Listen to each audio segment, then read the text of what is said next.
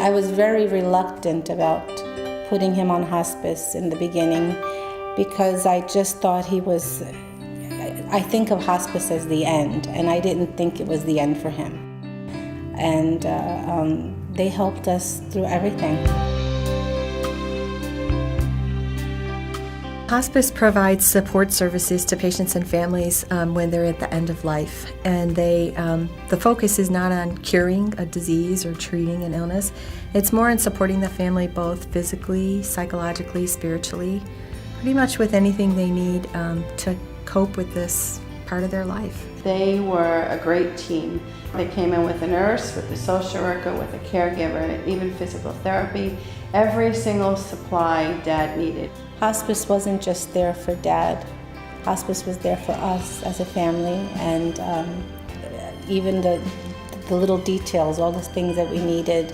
Within hours, things were here, and it was just a great help. Everything was just great. It's when the patient has a terminal illness and they've decided that they want to stop all the aggressive treatments and that they want to not be in hospitals anymore, going back and forth to the emergency room.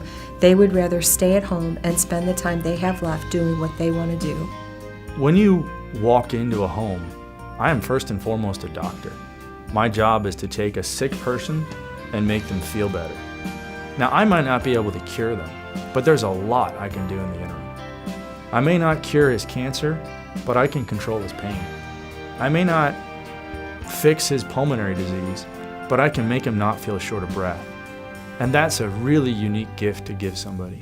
They assessed his needs on a daily basis because they wanted him to still be independent and still be in control, and asked him what it was that he needed and what he wanted, so that he didn't feel like someone was coming in and overtaking his life. He still always remained in control. So are they dying? Yes. But can I give them some control over what's happening?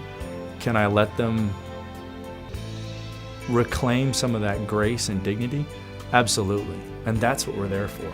But I've also seen it go where the patients have decided they don't want any more treatment and they want to do their bucket list. And so they want to go to Vegas, or they want to take that cruise, or do things they haven't done before, and they want to do them without being in pain. So they come onto hospice, we help get them managed, we provide the services they need to support them in accomplishing their bucket list, and they go do it. Another part of the issue is there's oftentimes emotional crises that develop. Tremendous sadness, tremendous grief that lasts not only during the time of the end of somebody's life, but also in the period afterward. So our bereavement services help address the grief process for the year following the end of life, for the family members and those loved ones that are affected.